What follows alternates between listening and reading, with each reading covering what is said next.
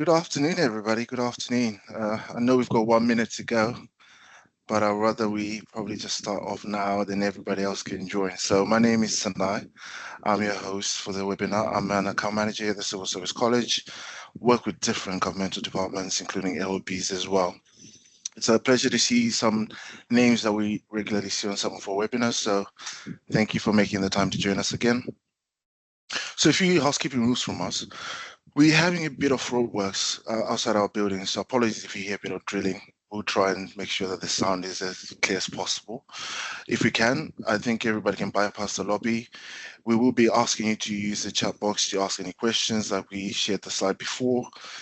If you have any questions, like I said, just use that chat box as well. We will be monitoring things 24 hours after the webinar today. So if anything is missed, we'll try and come back to you as well. Now, if you can, let's try and keep the mics muted. You can still switch on your camera. We're happy for you to do that. And let's have a really good, positive webinar. Now, I'm just going to tell you about who we are and what services we tend to offer as well. So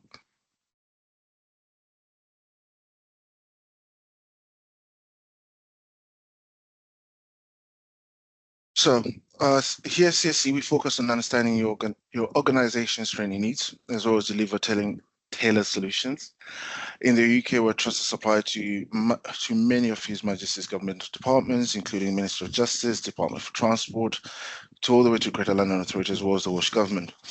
And some of our very popular, or should I say top services that we deliver are leadership and management, personal development, accountability and governance. And as you can tell as well, we've delivered over 1,000 courses, over 12,000 delegates, as well as have over 120 courses available.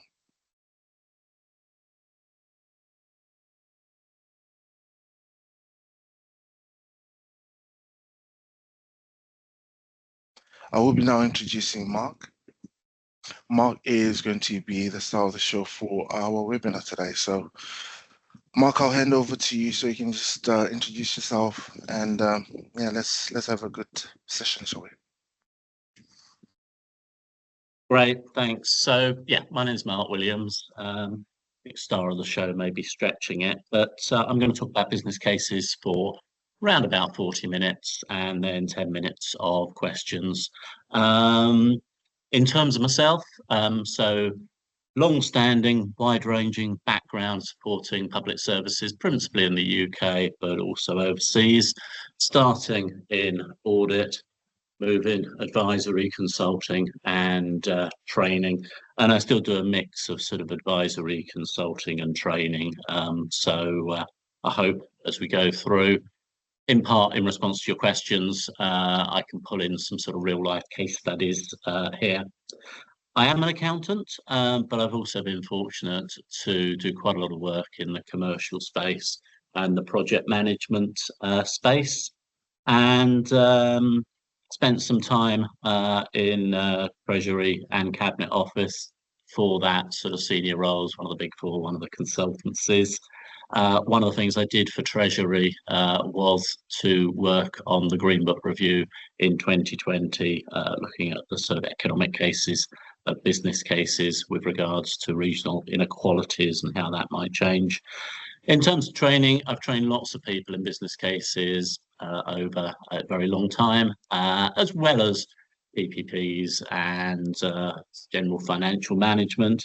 And with the Civil Service College, delighted to be doing the one-day business case course with them, as well as delighted to be doing this 1 hour webinar. So, as I say, I'm going to talk for about 40 minutes, but actually business cases, Green Book, economic appraisal and what have you, has the potential to be quite a dry subject if it's just me talking for sort of, 2 weeks, 2 days, 1 hour. So as well as you asking me questions, I'm going to ask you some questions as we go along to try and make it interactive and sort of build on the theme of you putting in the chat a bit of background about yourselves. So I'm going to start off by asking you, what is the purpose of a business case in public sector? Anybody want to put some thoughts in the chat around what they think is the purpose of a business case in the public sector?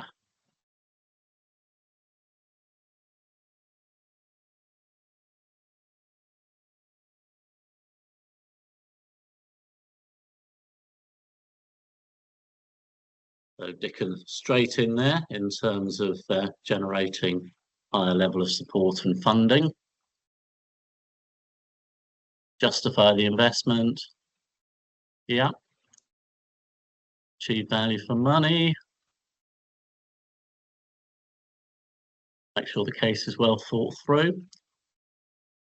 Fantastic, fantastic. So we've got some good thoughts there.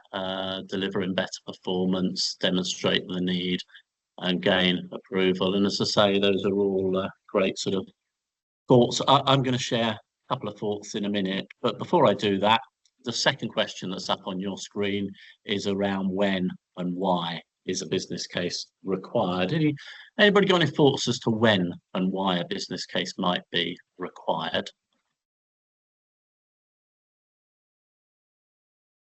Again, just put them in the chat in terms of when and why. Public investment is proposed, help with decision making. Yeah.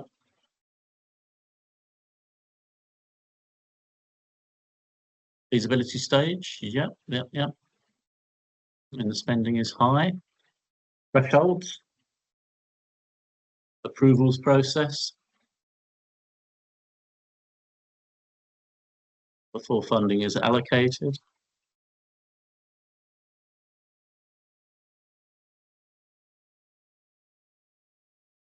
Great, so again, some good thoughts there as to when and why a business case is required. I suppose for me, well, firstly, these are all themes we'll return to. But for me, I tend to say that a business case sort of does two things. So actually, it's a decision-making framework. It's not just a document. It's a decision-making framework. It's a process. And it's a process that a range of stakeholders can progress in a structured, evidence-building manner.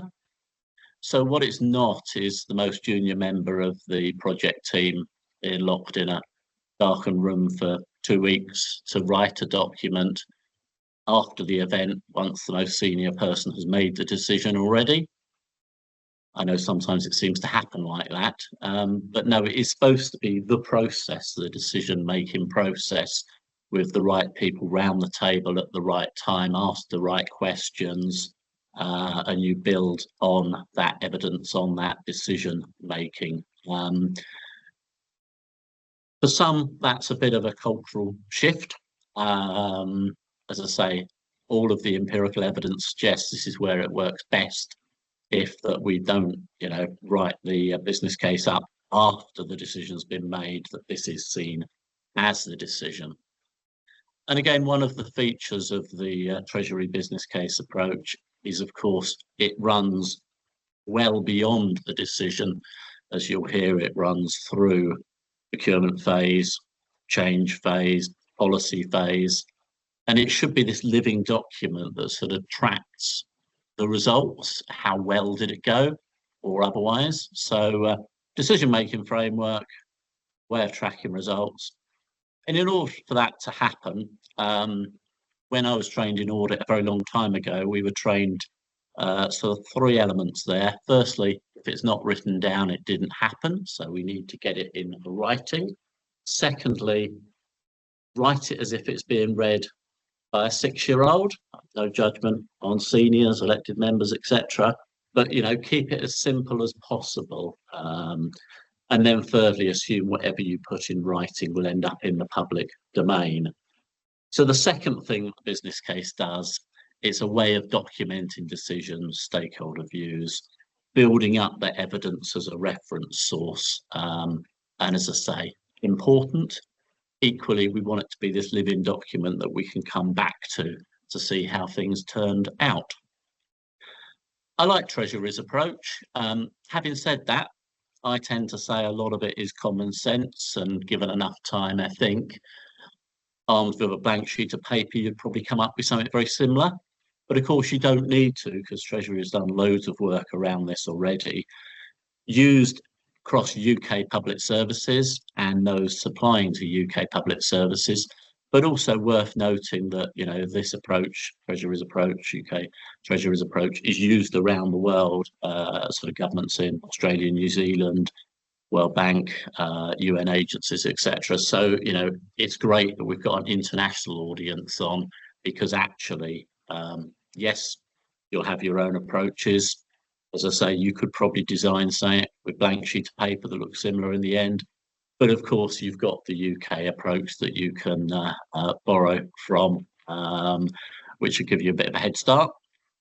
The other good thing I think about our approach, this approach, is it is a principles-based approach. So, you know, yes, we'll talk about a dollar per process in a minute, but it's a principles-based approach that you can flex to every decision that you need to make. And amongst the principles is the idea of proportionality. We should be doing, this is, I know, is really unhelpful, but I'm going to say it anyway, we should be doing the right amount of business case work. You know, if something is very straightforward, a couple of sides of A4 covering the 5 cases might be sufficient. If, on the other hand, it's really complicated, we do need to write rather more. So it's sort of write the business case that fits the complexity of what we're doing. And I know when we asked the questions in the chat, one of the responses or a number of the responses were around how expensive it is, how much money does it cost, and what have you. And that's clearly important. But actually, for me, you know, I could design something that costs a couple of billion that's very straightforward, but design something that costs a few thousand that's incredibly complicated. So it's not just about those pound sign numbers. Complexity comes in. And of course, the best time to be thinking about your business case approach, how much work do we need to do, is at the start, because again, no one's going to thank us for doing work that's unlikely to contribute to the decision making. So, yeah, one of the themes we'll touch on as we go is sort of pausing up front rather than charging off into the business case process. Pausing up front, thinking about, you know, what your audience is, what they require, how we're going to build that evidence, and how much work do we need to do. So, because we don't want to do unnecessary work. So there's some thoughts about the business case approach. More questions for you. I mentioned Treasury's framework, which I say is used around the world, but conscious it's not the only framework. Be good to hear from you again in the chat in terms of what frameworks and templates have you used and do you use. So if you could put in the chat any reflections on the sort of guidance, framework, templates that you follow.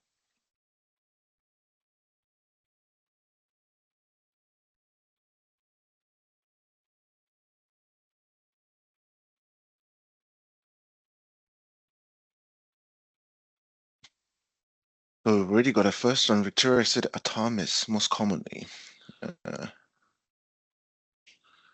Five-case model, recognise that one. Yeah.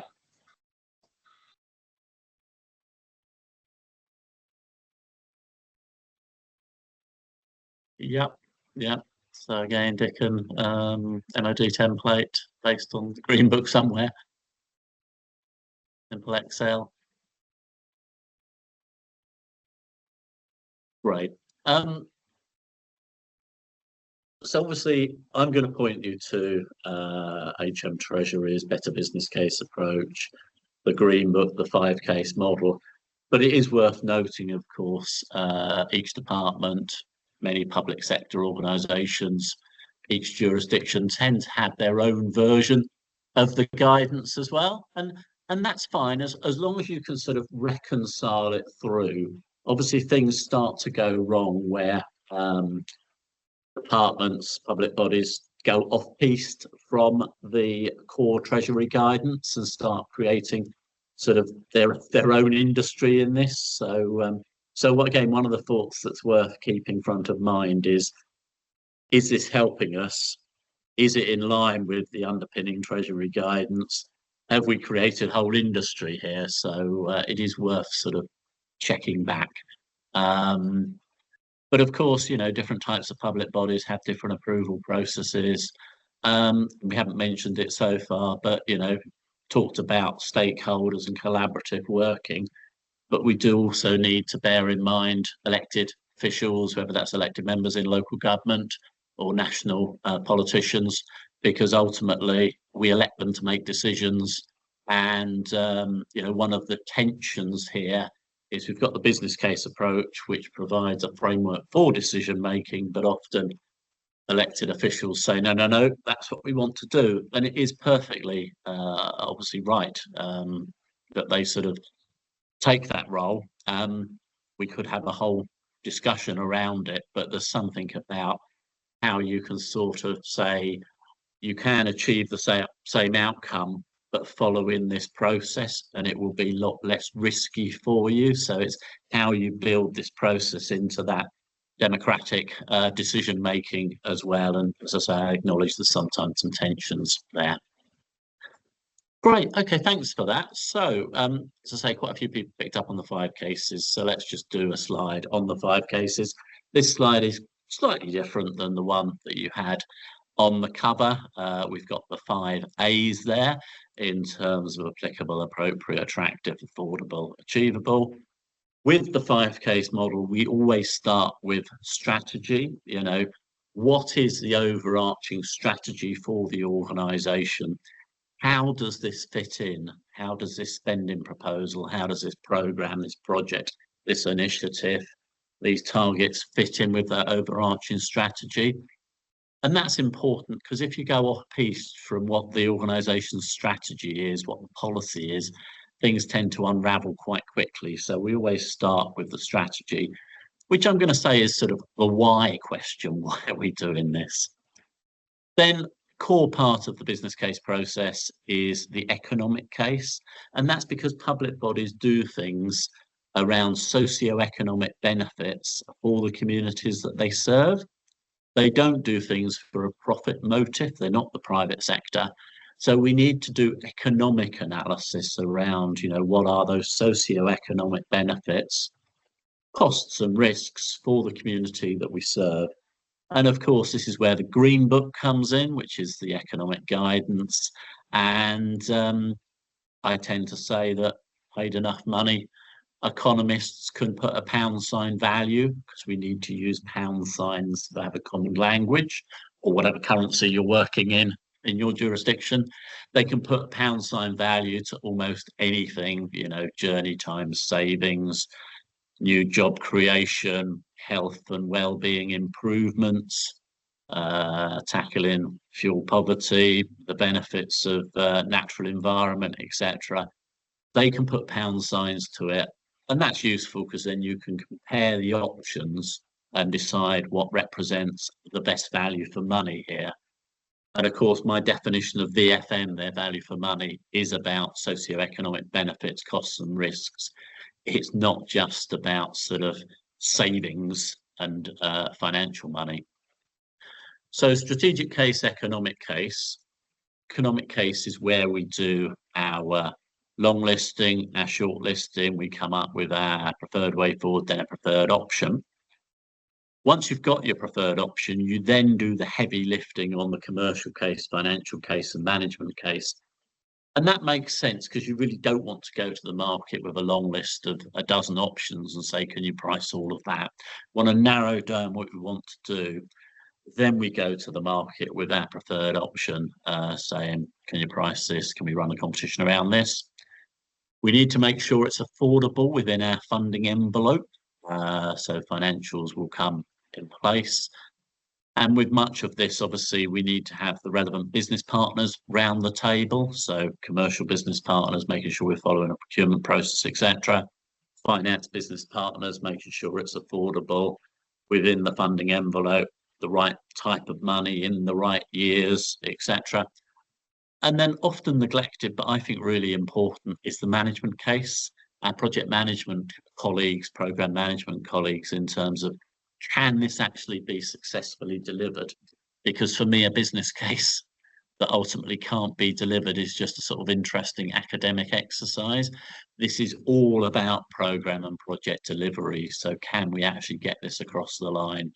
And I've said already that the business case is that living document to track the benefits, the costs, and the risks at the end of this, through the term of the contract, through the term of the procurement, through the term of the project. So start with strategic and work our way round, the economic being a key element. We do that sort of options appraisal, that shortlisting. We decide where it's worth investing the effort in terms of heavy lifting on commercial case, financial case, and management case. I tend to also say generally 5 reasons why a public sector body would be looking at this, and they can be characterized as efficiency. So, we want more sort of output for our input. Effectiveness, how the service delivery works. Economy, we just need to save money regardless of what it means for service delivery. Legislation's come down the pipes, we need to act. Or reprocurement, we've had a contract that's been running for a decade, it's coming to an end, we need to reprocure it. So sort of 5 reasons for doing things, and that's quite a useful sort of overarching view.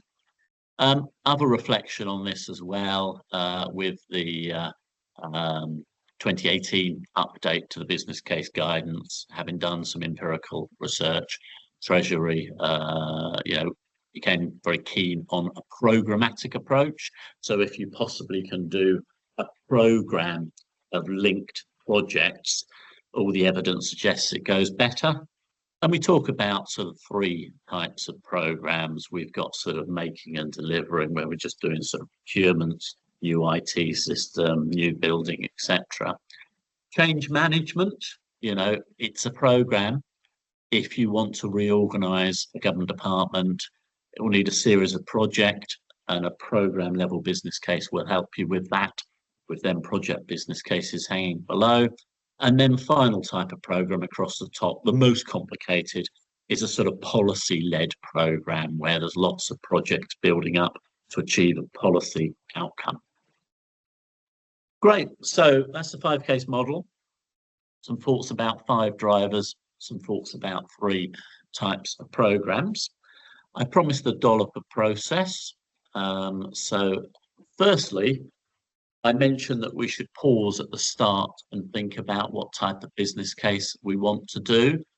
That's called the strategic assessment in Treasury terminology.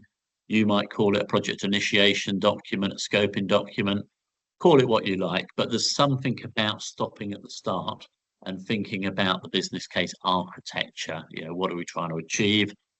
How do we best organise our limited resources? And the questions might include, have we got a programme? If we've got a programme, then it's worth doing an overarching programme business case and then hang project business cases and projects off it. Is it very straightforward, very small, well-known procurement route? In which case we've got a business justification case. That's a single gate business case, where you do it all in one go. You'll still touch on the 5-case model, but it may only be the couple of sides of A4 I mentioned. So business justification case where it's straightforward, where you've done it many times before, just turn the handle on that. And then the final type of project business case is where you've got a major project, and it's the major project business case that I'm going to talk about in these iterations. So talked about a dollop of process, a bit of process. We've got some stages, 0 through to 3 on this slide, but actually it goes on to stage 4 and 5 around tracking the benefits once we're live. And we've got some steps 1 through to 10, and we've got some gateways as well for reviews. So stage 1 is that, stage 0 is that strategic assessment, thinking about the strategic context, thinking about the business case architecture.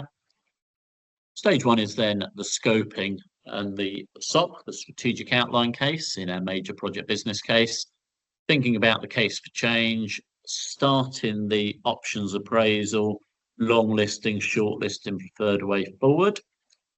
We then moved to stage 2, which is our outline business case. And it's the same business case, but we're just doing this evidence build. We're coming back to it, building more evidence on it. So there we will refine our options, come up with the preferred option in the economic case. We'll start to think about the deal, because at the end of the OBC, we want to go out to market, check affordability, check funding, check successful delivery. And there's a gateway 2, which is, can we do this? Yes, and assuming they get the sign off at gateway 2, you then launch the procurement. Stage 3 then is the full or final business case. That runs in parallel with the procurement. And this is quite important. That's because this is the first time you've engaged with the market in any, well, you've had pre-market engagement, of course, but it's only once they've got that ITT, that request for a proposal, does it become very real for them, and they will come back to you saying, well, you wanted one of these, but you can have one of those, or they might come back and say, you wanted one of these, here's one of these. So the FBC runs in parallel with that procurement exercise. And then at the end, you've got gateway 3. Do we want to sign off the FBC approved? And we should sign off the contract at the same time. So, the FBC should mirror the contract.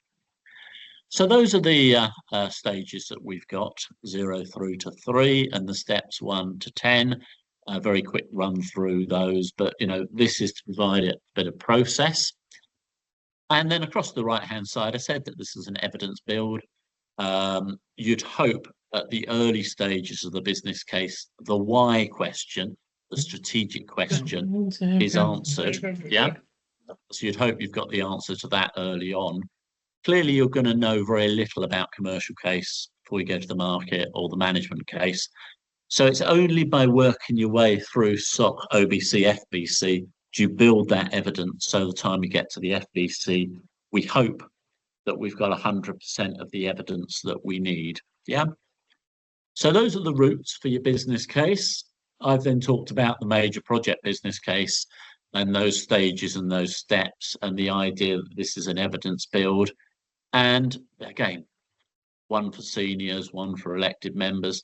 They need to understand you won't have all the answers at the start of the business case process. We do need to go through this.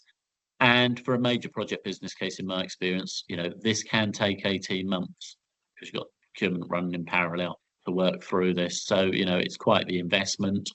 Hence, it's useful to have these gateways because you may decide, as you go through that the evidence base has changed. So that's a tool in the toolkit. I tend to talk about the business case toolkit and pulling out the right tools from the toolkit at the right time. Here's another tool that Treasury came up with, which is the options framework. This is a way of forming a robust long list and short list, and then assessing that long list and short list in order to arrive at the third way forward at SOC, and then the preferred option at OBC. So already we've talked about the why question. We've now got 5 other questions there that sit beneath. Firstly, what's the scope of our program, our project, our initiative? What are we looking to do, by business function, geography, population, etc.? Who's core? Solution. How do we look to do this? Is this technology led? Is this a construction project? Is it a people project? How is this going to be done? Delivery. Who's going to do it? Are we going to do it in-house? Are we going to go down a procurement route and bring in an outsourcer, an alliance, a strategic partner? Are we going to give it to another public body? Who's going to do the delivery for us?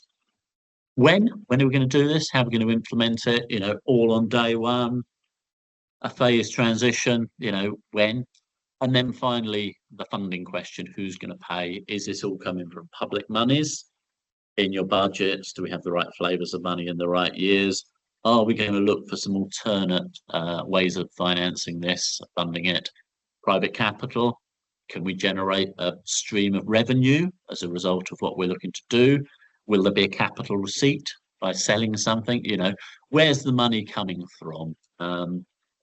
And the trick here is to get the right stakeholders round the table at the right time and ask them to work through each of those questions somewhat in isolation, come up with a series of permutations, and then potentially score those permutations. We then combine it together into the long list and the short list and take it from there.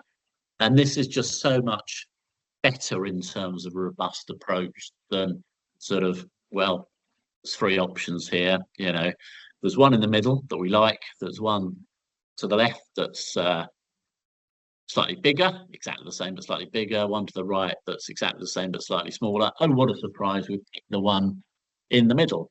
Or alternatively, these sort of, you know, here's five options. Actually, only one of them works. The other four are in there because we just needed to make up some options that were never realistic to put in there. And that's where business cases start to unravel, when people game the options appraisal. They sort of do the, well, this is what the seniors want, let's sort of dress it up with so it looks proper. You know, using this tool will avoid that. Using this tool will make sure you can have a very rich conversation with the stakeholders in the workshops. And I don't think I've mentioned workshops so far, but, you know, that again is a critical element of Treasury's approach, getting people round, whether it's a physical table or a virtual table, having that open discussion, series of discussions, rather than, as I say, this is what we want to do.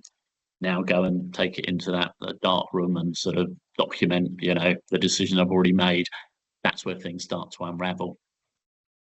Okay, I'm going to ask you another question, another two questions. So, who are the typical stakeholders that you have involved in your business cases? Who are the typical stakeholders that you have involved in your business cases? And I'm going to sort of say, do you have the rich mix that I've described, or is it sometimes the most senior person says, this is what we're going to do, and off you go? So answers in the chat if you're happy to sort of share some thoughts as to whether you and who you have involved in terms of stakeholders.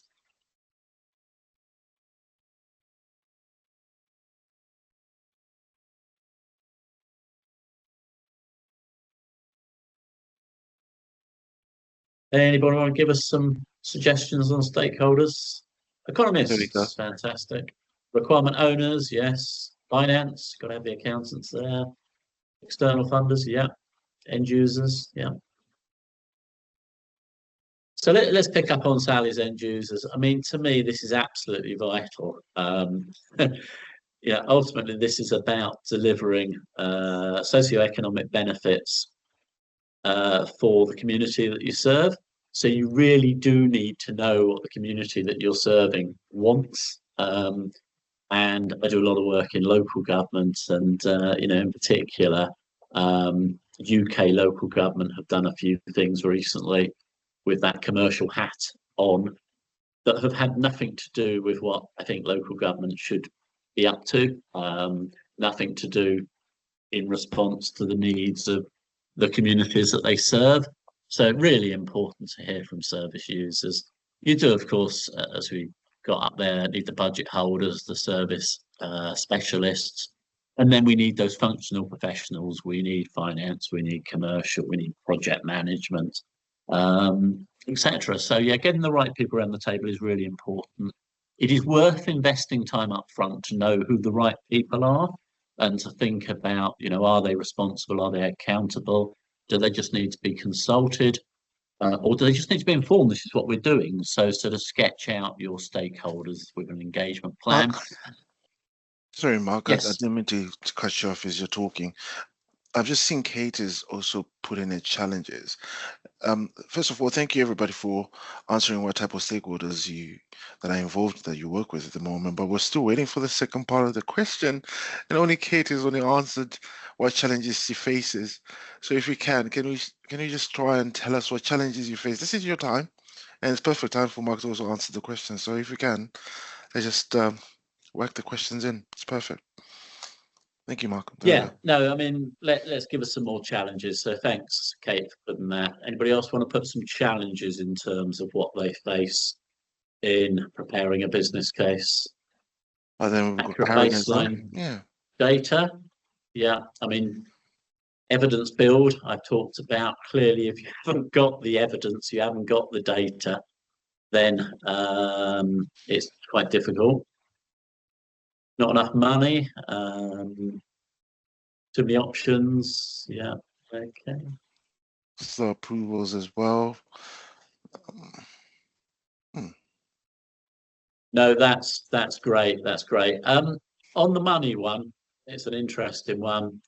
So Treasury would argue, some Treasury would argue, that if the socio-economic benefits of a particular proposal are so compelling, the money will always be found. And I guess I'm going to say that sort of COVID proved that in terms of finding the money when we needed it. So I know the reality is that money is a constraint, but in some ways it shouldn't be seen as the principal constraint. Odd thing for an accountant to say. We talk quite a lot about sort of decision making and people just saying this is what we're going to do. The one I was going to come back to, and this may be why Kate asked a question at the time. One of my experiences, which happens to be in primary care, is I've seen quite a few business cases being written around primary care facilities. And they've been good business cases. The only problem is they haven't done their sort of due diligence at the start. They haven't asked a question in terms of, do we actually own this building? And they spent a few months doing some business case work only to find out that it's owned by NHS Property Services, or it's under a PFI, or it's the local authorities or whatever. And they can't actually make the decision that they want to because they're not the key stakeholder. So yeah, really worth spending your time up front thinking about who the decision makers are, who the stakeholders are, getting into the detail with property commercial around, do we have freedom to make this decision? Brilliant, thanks for that. Balancing multiple expectations, again, that's a great one. Hopefully the business case framework will help you balance those multiple expectations by putting it in writing, but also by having people round the table at the same time and having that open dialogue around, you know, the art of the possible. Right. Okay. So, I'm going to talk briefly about a case study, and it is a theoretical case study, but I've seen a bit of this in reality. So let's run through this. So I mentioned at program level, also at project level, change in departments, you know, not necessarily at procurement, but a change in department, and, you know, whether that might be useful to have a business case. And that's what this case study is about. It's about reorganisation. So here we've got the permanent secretary, the leader of this government department, proposing to reorganise the department to focus on service improvement. And to do that, they're going to reduce the number of departmental regional offices. So service improvement through reducing the number of departmental regional offices. The permanent secretary has asserted there's no capital spend involved here, and it will be cost neutral.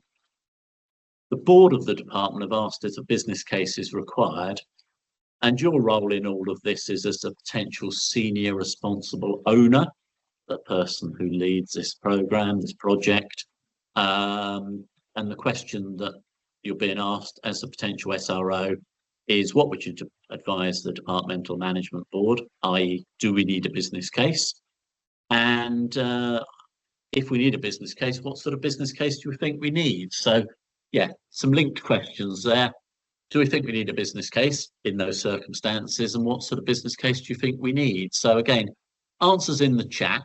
I think, as I've said already, you know, frankly, there are no right or wrong answers in this space, you know. I've got a view, which we'll talk about in a minute, but yeah. So any thoughts? We've got the offer of an FBC, a full business case from Kate already. Anybody else want to make us some offers? Andrew said that yes, we do, given the resource. I think mention a program business case. Stephen said business case to get senior management endorsement. Yeah. Other thoughts on, do we need a business case and what sort of business case? Full business case, 3 gateways, business justification case, the light touch one. Guys coming at it from, we need a record decision made, which is very important. Yeah.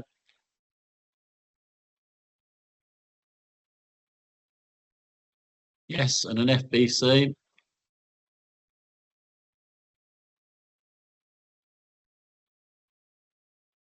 Okay, that's great. That's great. Thanks for your answers there. We've got one more that just gave me a mark from Deacon. Senior approval. Yeah. Yeah. Okay. I mean, I am going to share a few reflections in a minute. But for me, yeah, there's a decision to be made here. And we talked about the business case as a decision-making framework. So of course we need to have a business case here.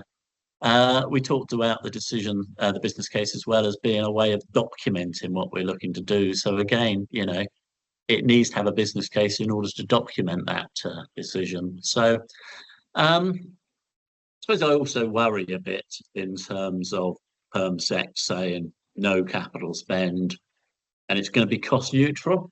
Again, without doing the analysis, how do we know that?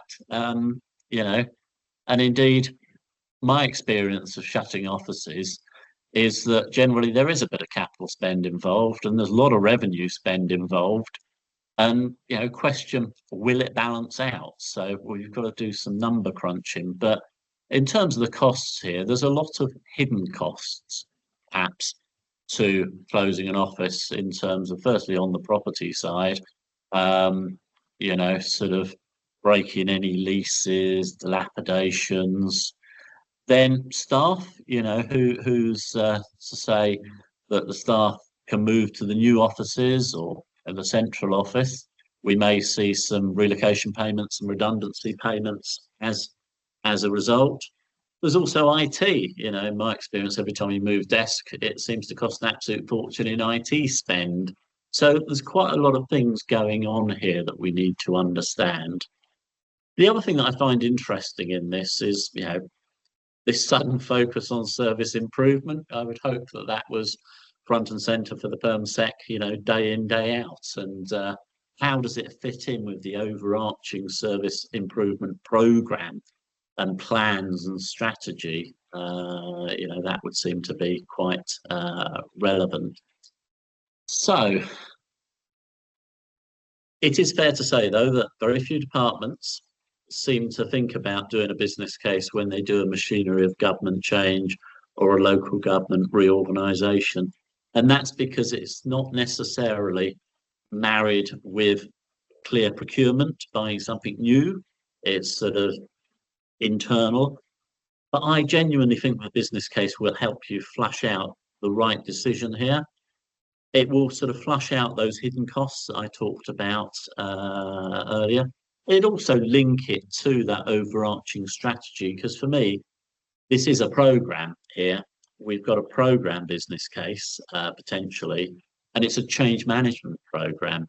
Now you can cut that program in a number of different ways. You could cut it overarching and then have, you know, individual projects for each office, or you could cut it by projects, sub-programs for buildings, for people, for IT. But however you choose to cut it, there's quite a lot of moving parts going on here.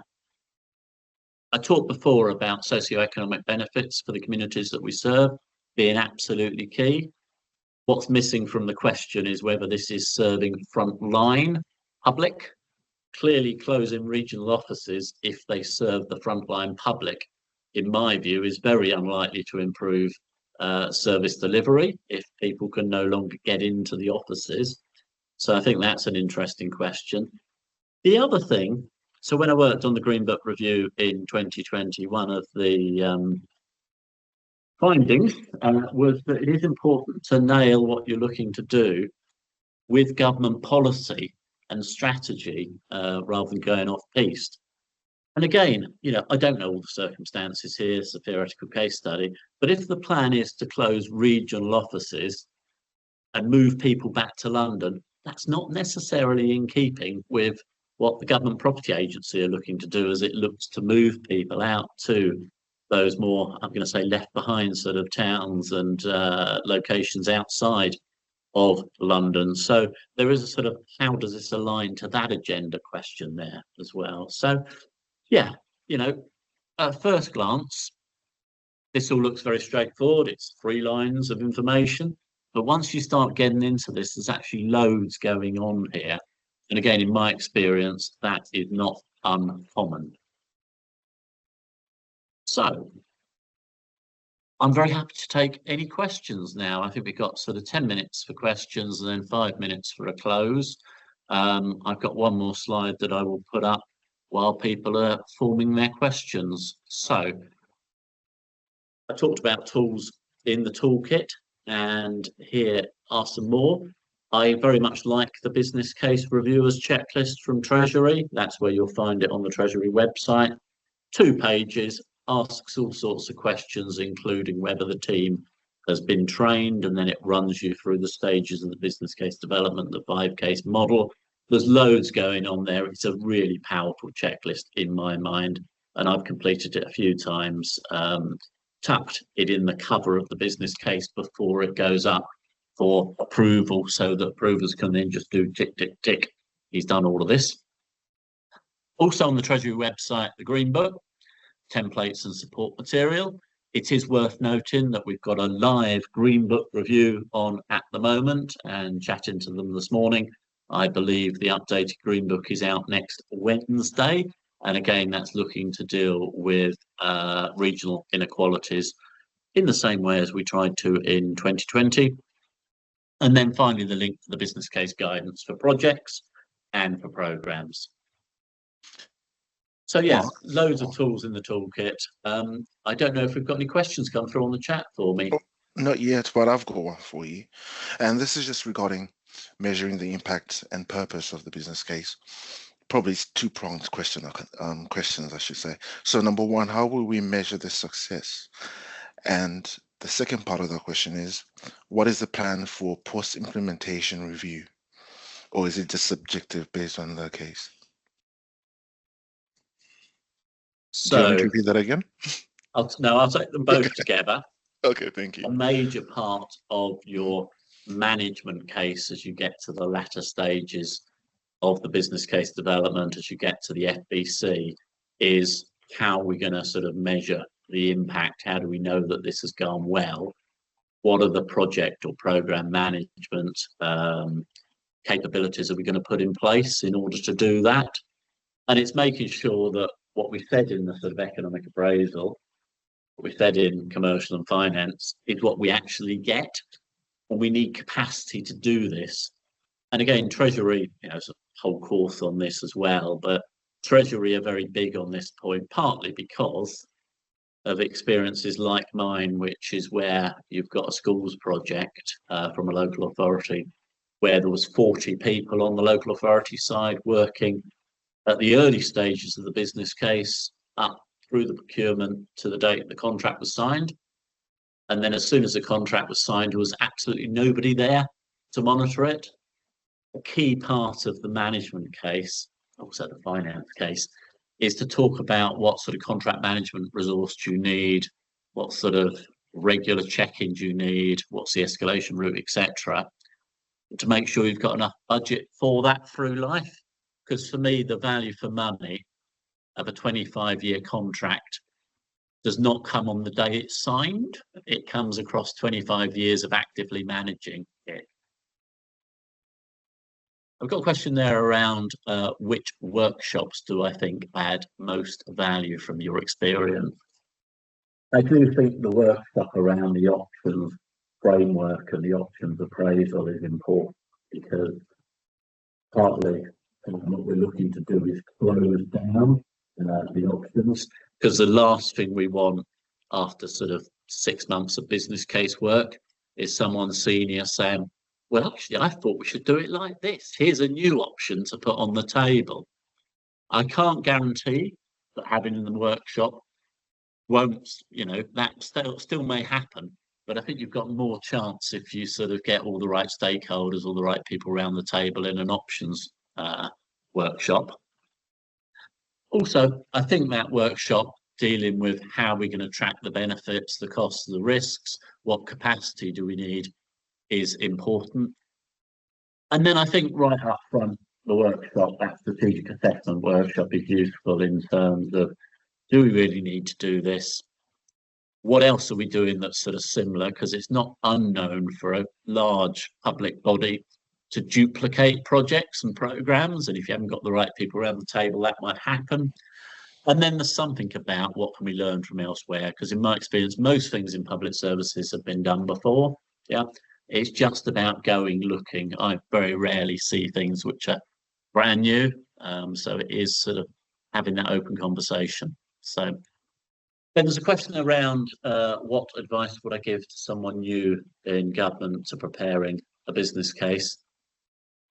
I hope, as I said at the start, so much of this is common sense. If it doesn't feel right, chances are it probably isn't, and you should challenge and escalate.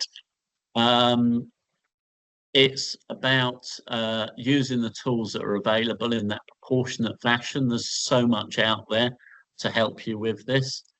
And it's about having that collaborative conversation. This is designed to have, a group of people working together in that collaborative fashion, rather than sort of an individual making the decision. And again, pick an example. I did do some work for a city council after the event. So the leader of said city council had appeared on BBC Sport, so quite a prominent TV show, saying we're going to buy the local football ground because they're in trouble going to buy the local football ground with council money. He then went on at least to say, we haven't really done any work about it, and I haven't really told anybody that this is the plan yet. We were then brought in to do the work and to help the plan and develop the business case for them. And it's an interesting one. So the economic benefits of having a football ground and football played in a city or town are actually very significant. So there's a good reason in terms of socio-economic benefits. But football finance, is it a safe place to put public money? Question mark. The good news is in the end, a private investor came along, bought the local football ground. So, the council got all the socio-economic benefits for the community without having to spend a pound of public money. And that's why it's worth going through the process rather than a public body charging off and assuming that they've got a market failure and no one else is going to step in. It is challenging the sort of, do we really need to do this? And the best time to do that is right at the start. Yeah. All right. I don't know. Any other questions? I don't know if got a few more minutes for questions before I hand over for close. I don't know if you saw this one, Mark. So Boo sent this one in. Agile methodology is the root of spiral acquisition. With 18 months to turn around a business case, how do we tailor this approach to be more agile? Yeah, I tend to shy away from IT projects, it's fair to say. But actually, I think there's a direct read across to my thoughts around a programmatic approach with a series of projects and learning as you go. And I appreciate it's not IT, but I tend to talk quite a bit about the Mayor of London's energy efficiency programs, where I was the funding and finance advisor for almost a decade. And they did energy efficiency measures, 1,000 public buildings across London, done through 300 projects. They set up a program delivery unit at the start, standard form contract, 16 energy services companies, clear benchmarks, clear monitoring and verification, pot of money to spend on it. And they were able to go back and forth as they progressed the projects. And I just think that's agile. There's parallels there with agile. And I think it's very sensible. It just seems a much better approach than saying, let's go and do a mega project. Let's go and see how big a project we can make and try and do it all at once. There's real advantages of that sort of programmatic approach. And spiral, as Dickon said, there is acquisitions in defence now. And I just think it's about having that stage process. It's about having that open conversation with, I think, what MOD describe as the extended enterprise, because they see the supply chain as part of defence. And of course, it's very topical at the moment with all the debate about increasing defence spend to up 2.5%, maybe 3% of GDP, but making the case that actually there'll be socioeconomic benefits to local communities because some of the supply chain responding to that additional acquisition will be UK based. And I think there's a real opportunity actually for defence to do rather more on, where will these factories be? Can we address some of that regional inequality aspect, etc.? And there was some work done, I think, on Barrow a few years ago by RUSI, which is probably relevant to how they might look at, these towns that are heavily dependent on the defence industry. I think we've got another question just come through, so let's have a look. It's a long question. Takeaways. Okay, yeah. It's not a question. So it's one of I think it's one of our colleagues using AI to take some notes. Yeah. Okay. So that's another question mark. In which case, I think that's all the questions. I'm going to hand across to you to do the close. Thank you. First of all, we have shared, if we can, everybody, we have shared the links in the chat box that Mark was using, whether you can get the reference for the green book as well. So if you can, just log in there and have a little play around with the links. And if we can, we would greatly appreciate if you share your feedback with us. Just scan your phone, just scan a QR code using your camera on your phone, or just visit our website on that website link on server type form, and just be as honest as you can. That's the only way we can possibly improve our delivery as well as how we support the webinars for you. If you have any questions, we've provided our email address as well as our office phone number. If we can, let's just give Mark a round of applause. Mark, thank you very much for this. This has been great. We will be monitoring the chat box, like I said, for the next 24 hours. A few things from us. We will share the video clips with you within in the next 48 hours, including the slide pack. It will also be up on our YouTube channel after 48 hours. But it's been a great pleasure. Thank you, everybody, for joining. We look forward to the next one. I know this is the second of the year, and we look forward to the next one. And I hope everybody has a lovely day. Thank you. Thanks, Sam. Thank you.